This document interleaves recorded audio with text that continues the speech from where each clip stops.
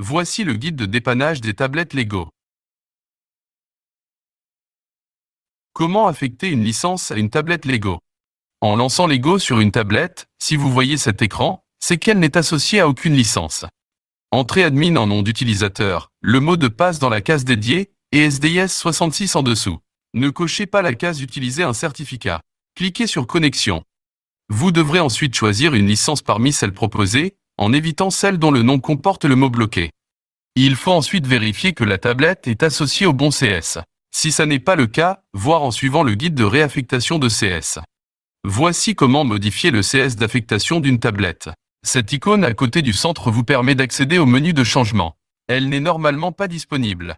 Pour permettre à l'icône d'apparaître, il faut aller sur le site mobilité de Sistel. Après vous être logué, il faut rechercher dans la tablette. Pour ce faire, on cherche le CS actuel de la tablette. Pour faciliter le choix, je recommande de choisir un véhicule type CCF ou VL sur la tablette.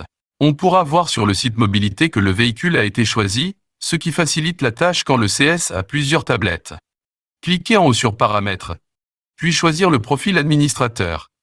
Il faut ensuite synchroniser la tablette, soit en demandant à l'agent de le faire, ou en retournant dans Informations, onglet Commandes, Synchroniser des données, cochez tous et envoyer. L'icône permettant de modifier le CS apparaîtra sur la tablette. Après avoir effectué le changement, il faudra reverrouiller le CS en retournant sur le site mobilité dans Paramètres, Profil et en sélectionnant Démarrage. Il faudra de nouveau synchroniser la tablette en retournant dans Informations, onglet Commandes, Synchroniser des données, cochez tous et envoyer. Que faire quand le bilan patient-victime n'est pas disponible? Si vous voyez cet écran en cliquant sur Bilan patient-victime, ou si cette flèche n'apparaît pas quand vous sélectionnez un FSAV, c'est que le bilan patient-victime n'est pas disponible à cause d'un problème de paramétrage. En allant sur le site web du bilan patient-victime, et en se connectant avec le log administrateur, il faut vérifier si le véhicule existe en base de données. Cliquez ici, puis administrez votre organisation, utilisateur, et cherche le véhicule concerné. S'il n'existe pas, il faut l'ajouter en cliquant ici. Saisir le nom et ajouter. Il faut ensuite cliquer sur ce véhicule et cocher CODI 66, SAMU 66 et ce compte administrateur. Ensuite, il faut aller dans Groupe d'utilisateurs, FSAV, et cocher le nouveau véhicule. Il faut ensuite se loguer sur le véhicule pour attribuer un mot de passe.